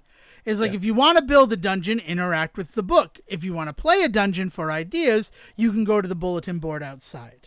Like, I don't think that, because some people don't want to just start building. Some people want to see what is capable in dungeons. Think of the difference between Mario Maker and Mario Maker 2. Mario Maker 2 and the whole story mode did a really good job of telling you how to make a level and level design philosophy. Where the first one just threw you into it. And there were a lot of remakes of 1-1 because, like, that's how people cut their teeth. Giving you a single player sort of narrative to teach you about building levels, that seems better. And that's not there yet. And again, Questmaster is in early access right now, right? Yes, we jumped into it because, I mean, I'm the Zelda guy and you love building things. So I'm excited to play your dungeons. I am having the same experiences that I have with Mario Maker, where I am finding the little like ways to sort of cheat the dungeon and then bringing down the clear times like 3 minutes by doing that. One of the first dungeons I did, like they wanted you to go through, it was a huge dungeon, eventually to find like a bow and arrow or a boomerang so that you could activate a switch, but there was a pot in that room. So I'm like, I'm going to just throw the pot at the switch. Oh, look, I did it. And that got me to the final boss. And the clear before me was 4 minutes, and then I brought it down to a minute clear time by breaking the game. Like, I'll admit that I broke the game there, right? I know that I did not follow what was demanded of me as a player. But like, that's my favorite type of thing to do in the Maker games is be like, all right, well, how'd you miss? Like and someone there's a like level me at coming which along. well, there's a level at which you also have to start wondering, did they miss this, or was this what their intended like? Is this how they workaround cleared was? it to post it? Right. Like, yeah, No, dev paths. not even Sorry. that. Intended for their audience to figure out that there was a way to do it quicker. Yeah. Right? Because like in a weird way, that's like some of the best kind of like Zelda satire that I've heard in a long time. Is like go through this giant dungeon to get the bow of light so that you can hit the switch, and you're just like, nah, I'm just gonna throw that pot, and they're just like, oh, what? But please, I set this whole thing up for you. No, but through the Like, pot. I already and, like, got. I've already got the if key. I'm that's leaving. Intentional. That's pretty Yeah, rad. that is. Yeah. So I mean, it was a blast doing that. My bigger complaint about Questmaster right now is the controls. Because like I went in and reset the controls so that they mirrored Link to the Past. Yeah, wearing it on it. The default on where the buttons are is definitely something I would point out. They're not bad, and it's not that they don't make sense. Like you can work it out, but my muscle memory is already a certain thing, right? So this is I definitely want it to just be that way too. Yeah. But then like one of the issues is that like I kept the confirm on the other button, like on the button that they had it on. And and that messed up everything. Where I'm like, all right, well, it's early access, right? Like this is the stuff that they're finding out about. You're sending a little bug report saying that like if my confirm is on this, then it doesn't work anymore because it's been disconnected from the original confirm. But I don't know why it's happening. I am very excited. I had kind of put it on ice for a little bit, but they just announced that it's verified for use on Steam Deck. So being able to do like half an hour before bed is going to do wonders for me playing more Questmaster. Yeah. And I'm hoping that they are able to make some changes to help with this stuff because like essentially like comparing it to Link to the Past is perfect, right? Because Mario had kind of really taught people how to play video games a certain way, and what it used what's called like ludological learning. Essentially, the level design taught you how to play Mario. Yes, there were those like little speaker boxes you could hit that would give you specific instructions, but those were few and far between and never gave you everything. Right? The levels really taught you how to play, so you learned how to play Mario by playing Mario. Right? Zelda kind of came in and definitely employs some of that, but it also uses what the opposite of ludological learning is, and that's narratological. That is somebody expressing it, but not just saying like to you, hey, press A in order for this to happen. That happens sometimes, but more like, oh, you need to go through that door, and like you walk up to a door and you try whatever you can and you figure out what the button is as you go through. It married that idea of the story is going to push you in this direction, but the game is also going to teach you certain specifics about how to then go in that direction as you go. It was this gorgeous kind of gameplay like revelation that other games had tried to employ, but what Zelda really truly did was bring that to the world in a really Nintendo-esque ass package that just hits just right and really teaches you how to play video games, right? And it's really it's why so many people latch onto it, I think, and why it becomes kind of the first gaming experience for so many people is because it's so good at teaching you both through story and mechanics how to play it. And so it becomes really fun to be immersed in that. And so if you're going to make a game that's going to swing for that type, you got to do that right, you best come correct, right? Yeah, right. So like that's what they've got to get right in that, because I see that desire to be there, and they've got some of those little bits and pieces in there, but they're not married enough yet for it to be working properly. So I don't want to act like you just blew my fucking mind, but Sejohn, you just blew my mind. Because you know how I was like, I hate stories in video games? It's not that I hate stories in video games. I just prefer a ludological experience. I want to learn by doing. I don't want to have to sit there for, 6 minutes while you tell me how to do this stuff.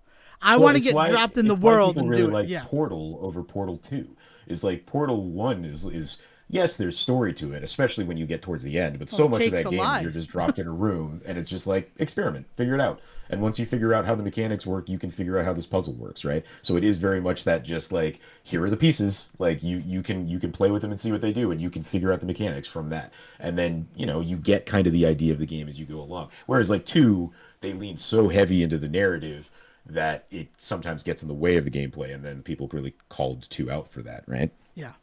My partner in science is correct. Yeah, it's weird, and I think that's one of the reasons why I'm so against story in certain games as well. If like the first game in a series was all learn by doing, and now that like you have a lot of eyes on you and you want to make sure that the new people who are coming in because of the success of the first game, you want to make sure that they don't feel isolated, but because they didn't play the first game. So then I'm coming back as somebody who already experienced it, and I have to sit through that same sort of narrative hand-holding as a new player, and that just kind of frustrates me because I'm like, no, I just want to get to the new areas I get to explore. I understand how the double jump works. It's not a usual double tap. It's you have to hit somebody and then you'll get an additional jump. I get that. I don't need 5 minutes of lore telling me about it. But it's this kind of stuff that makes a game great, as opposed to just good. As you know, like the game may play well, the game may have a fun enough story, but what makes a game great is these kinds of little bits and pieces that make you feel like you are excelling at doing a thing. It's why people play games, is to feel like they're accomplishing something. If people were playing games and feeling like they were getting nowhere, I don't think people stick with a game very long that makes them feel that way, right? Yeah, that's true. Because you want to have that sense of accomplishment, right? I think it's why I'm having such a difficulty. I picked up the Cowabunga collection because it was like $5 at one of my visits to one of the big retail stores. Nice. And my favorite Ninja Turtles game is Turtles in Time. I cannot lie about that, right? But the one that fascinates me more than anything else is Teenage Mutant Ninja Turtles 3, The Manhattan Project. The one where they're on vacation in Florida and they have to go back because Shredder lifts Manhattan into the sky. That game, I was just playing it yesterday with some friends and I was falling asleep. And the reason I'm falling asleep is because, like, I've played the first 3 levels of that game so many times only to fail. I've beaten it before. I've beaten the game one time when I was younger. But coming back to it as an adult, all of the stuff in the beginning, that is like, that game's good because it's difficult, and that's like one thing, right? Is like the difficulty is a boon, but because of that difficulty, it does not ever feel like you're getting better at the game. It always just feels like a wall that you're punching, and as your knuckles get bloodier and bloodier, like it's still just a wall that I'm punching. And eventually you break through, but that's like the end of the game when that happens. Yeah, I don't know. Like, you're describing everybody's experience with like a FromSoft game nowadays, but yeah. Fair, right? I don't know. We got to talk about FromSoft games sometimes because I think I'm done with them. Is the nicest thing that I can say. I don't know why I did that tone with it. But the DLC rug pull this past week has been pretty interesting to watch from somebody that does not really follow Elden Ring nearly as deeply as I've followed any of the others, and I'm not a huge follower of FromSoft in general. So like we are so far removed from my understanding of the fandom, but the way that people are kind of getting real pissy about the whole like DLC, you need to beat a certain boss in the main game in order to access it, and apparently this was one of those bosses that like a lot of people just haven't dedicated time to learning because they're not consequential to the whole thing and also super hard. So like now people are like shitting themselves because they've been playing this game for so many years, not really paying attention to this one aspect of it, and now it's apparently key to get into the new DLC. I mean, as somebody who's bought the DLC for Dark Souls 1, 2, and 3, that's how they do the DLC. That's always how they've done the DLC. So it is hilarious to me that the same sort of you have to beat this boss before it's available to you thing happening in Elden Ring would still cause problems. I think the bigger thing is that, from my understanding, and again, I am very far away from this fandom, so but from what I understand was this is something of an infamous boss that has been brought up even to like the creator of these games, and even he had been at the time just like, oh, it's optional, so if you're not doing it, don't worry about it so much. And then they put out something that was tied to it, so it was kind of just like that element of like, we were told this guy was not a huge deal, and now we suddenly have to all focus on this. And it's such a community-based, puzzle game-based, like we have figured out how to beat these bosses together attitude, that when the whole community kind of feels like they're being blindsided, right? Like I think there's a little bit of a vocal minority type situation of people that are just like real pissy right now because of that. Okay, so I do not like Elden Ring. First part of this conversation, I did not enjoy my time with Elden Ring. I have not finished Elden Ring. I have not looked at any guides or anything. This is the first guide that I have looked at for Elden Ring. The 2 bosses that you need to defeat in order to unlock the DLC, I beat both of them just in my regular going throughs of the game. So that is very interesting to me, that it's like these are difficult fights that you don't need to do. It felt like I was making progress when I got to, I'll say the names, right? Spoilers, if you don't want the Elden Ring DLC ruined for you, then just close your ears for a little bit. Star Scourge Radon, who's like a big guy from space who rides on a little horse, and that fight was awesome. He manipulates gravity. And Moog, Lord of Blood, who I had to go and explore an underground chapel until I came to the main room of worship where I fought him. Those are ones that felt like, I guess I'm going the right direction in this game. So to find out that they were optional bosses that now the DLC is tied behind, I totally understand my hatred of Elden Ring a little bit more. I think if I'm not mistaken, it's that second one that you're talking about, because it sounds a little bit more like some of the pictures I've seen of what people are talking about, of a much more bigger demon-y guy underground, as opposed to anybody up on riding a horse up on. Well, he's like a giant on a horse. The joke is that it's right. Yeah. Maybe it is that one, but it sounds it's a little more like it's the second one people were really kind of losing their shit about. It was one of those difficult fights I feel where like it's I do feel like it is a very vocal minority of people, but that's what always ends up happening in these communities. Is those are the ones that we hear about for a couple of weeks at a time. To hear people talking about that has been pretty interesting, considering what I know about the FromSoft games and the idea of these bosses that are essentially the puzzles the community figure out, and that the entire community had kind of turned away from this one supposedly, and now suddenly everybody's like, oh shit, this is what we all need to work on. I think it's actually kind of a cool move. So to hear people bitching about it is kind of a bummer.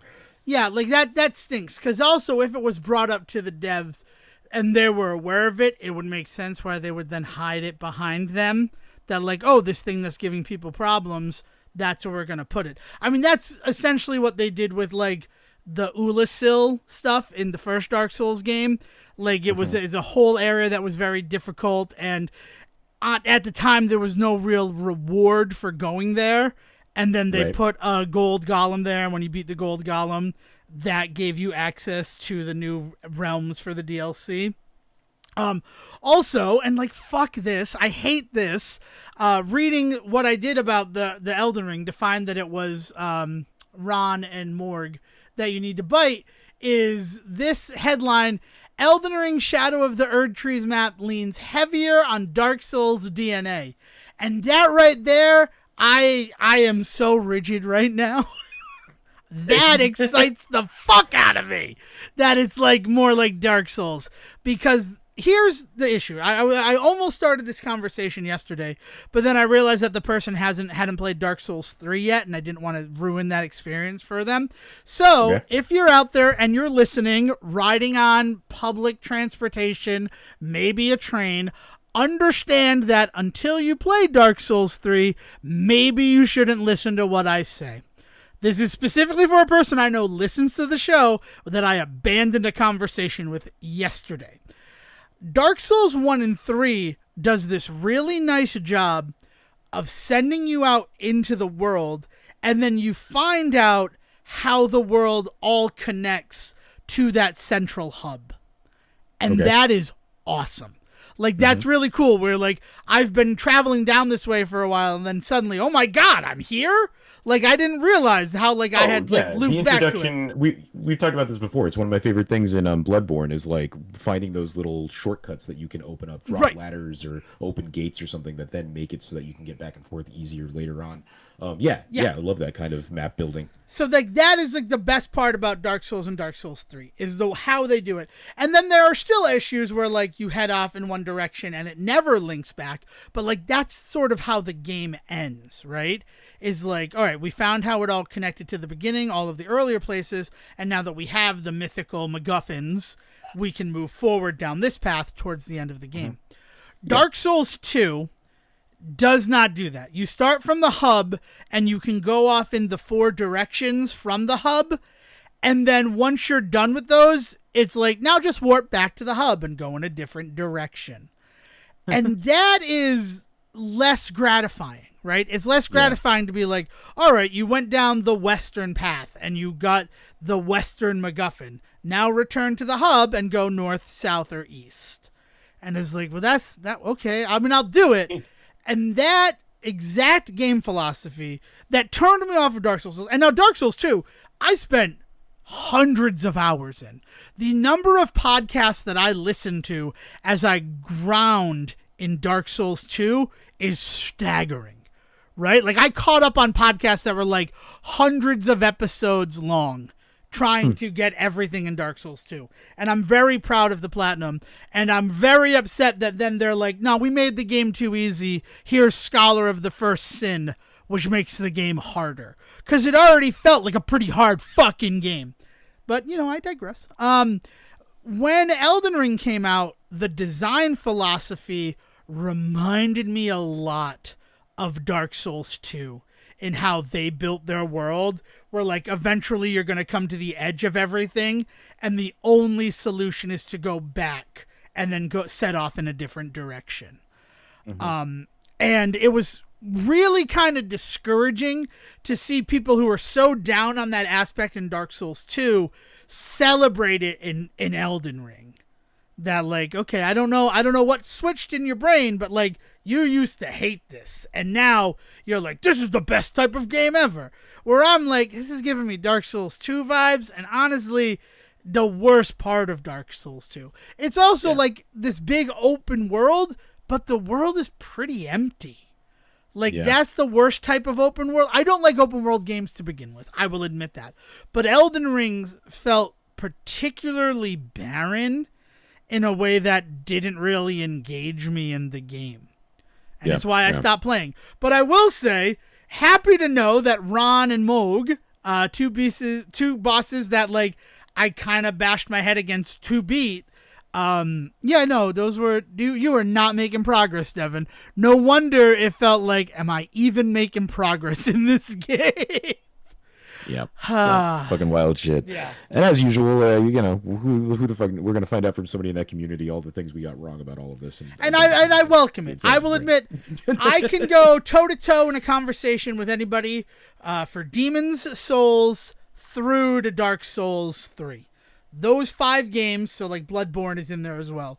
I know a lot about those games. I'm not one of these people like the streamers who like, let's do another run of Dark Souls today.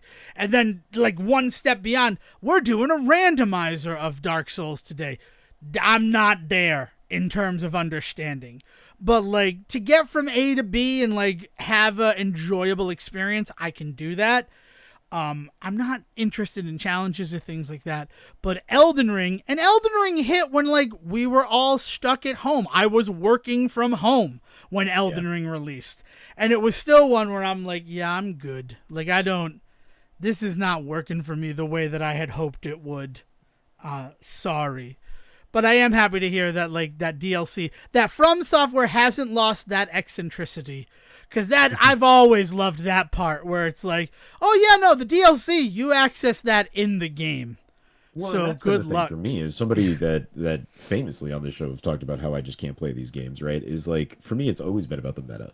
You know, hearing about the narratives and stuff in the games is wild, but also hearing about the ways in which the games have been released, accepted, talked about, the ups and downs. Like, and this goes all the way back to, I remember specifically, I was working third shift at CVS, and one of my big podcasts that I would listen to at the time to get through was the Early Days Giant Bombcast. That was usually like a 4-hour long like once a week release from the guys at Giant Bomb, just about like new releases, news, and then they would get into like one or two specific like articles that they wanted to talk about. And like I'm not kidding, 4 hours long, literally like six guys around the table. Half the time, one or two of them would have to leave for like meetings in the middle of it, come back. Like early rough podcasting that these guys were just like excelling in. And so I would listen to that as I was doing my job, right? And I remember Vinny on that show, I think it was Vinny, talking about how Dark Souls 2 was coming out, and everybody else at the table was like, what the fuck is the deal with this? Why should we be excited about Dark Souls 2? Everybody's trying to tell us we should be. Why? So he gets into this whole conversation about playing Dark Souls 1 and being the only one there that cared to play it, and he actually ended up kind of getting super deep like into it and couldn't like wrap his head around why. And this was because like we didn't have the whole FromSoftware library at the time. So like with Dark Souls 2 coming forward and Dark Souls 1 out, listening to this guy talk about how he lost himself in this game and nobody else in the room kind of was like understood. But then he started talking about how he had found online communities to help with certain parts because of that, and about how that was like a really huge kind of revelatory thing at the time, because like he was bashing his head against the wall about how to do certain things, and then he had found out about cheesing certain bosses, like getting under the bridge and shooting arrows at somebody's tail type shit, right? Like Yeah. like just like all of this really cool stuff. Listening to this guy just like gush about learning that was awesome, because just listening to him describe his experience playing a From Software game for the first time, and why it was kind of something he was looking forward to doing again with the sequel coming out, and then everybody getting on board and watching that blow up, and then the ways people would discuss how certain things were too easy or certain things were too hard, and how that bled out into other games. It just became this huge thing to watch grow. And I loved it, like I've definitely lamented some of the reactions some people have had about some of this stuff, but overall, it's been wild to watch this thing over the last 15 years become this beast in the gaming industry. Yeah. I mean, Demon's Souls, I had friends who played it and I had no idea. I picked it up when I was working on the cruise ship, and you don't have the time that is required for that. But I remember it was Memorial Day of 2011.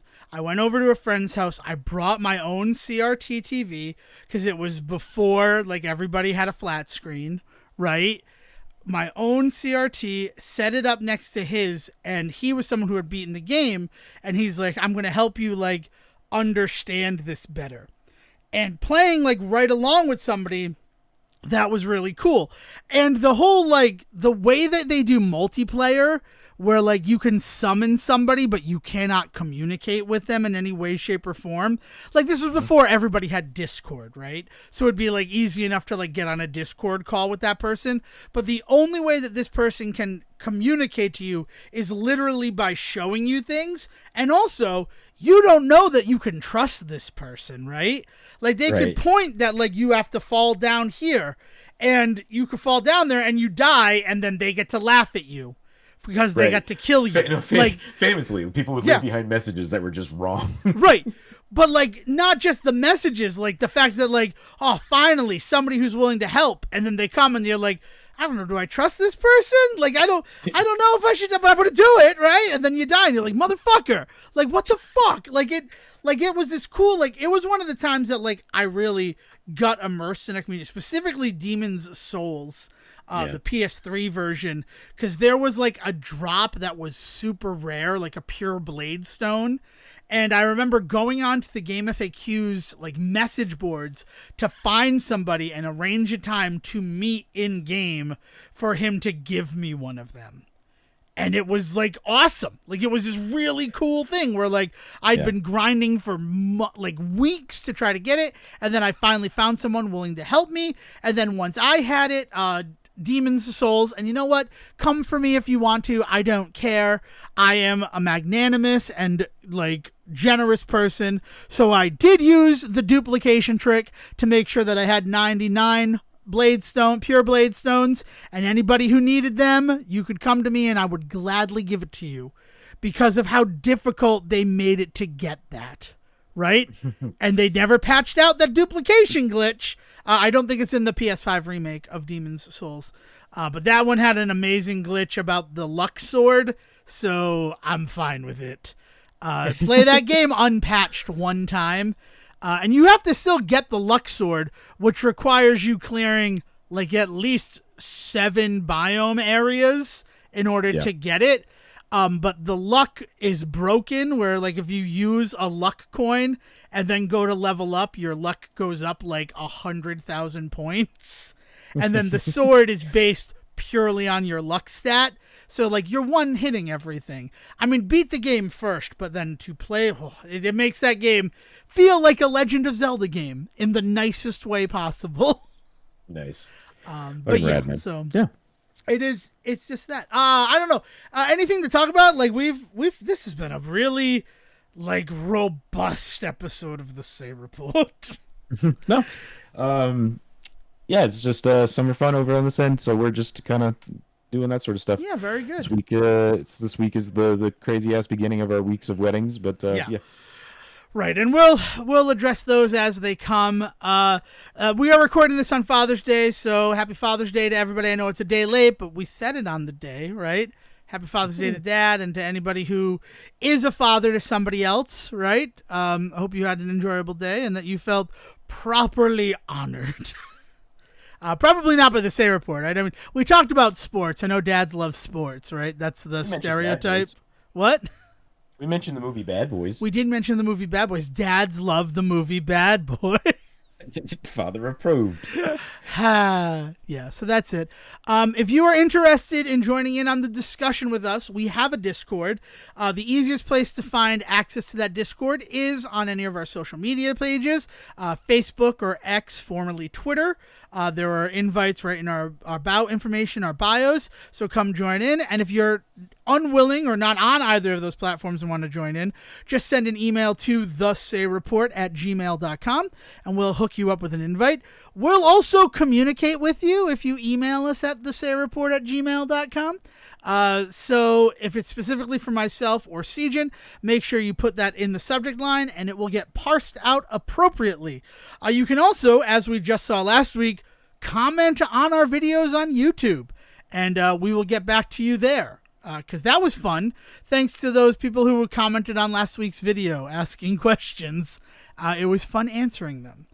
We thank you for listening, right? We do appreciate the listeners here at the Say Report. I think that's the safest thing to say, right, Sejohn? Yes, 100%. Yeah. All right. So thank you so much for joining us. We hope you had a marvelous Father's Day, that you have a great Juneteenth this coming Wednesday. We'll see you next episode. And William, it's time to bring us home. Have a great rest of your day. Thank you for listening to the Say Report with your host Devon Decker and Sejohn Selwick.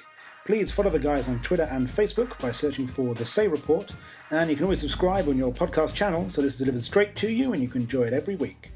With apologies to your mother, we'll see you next time.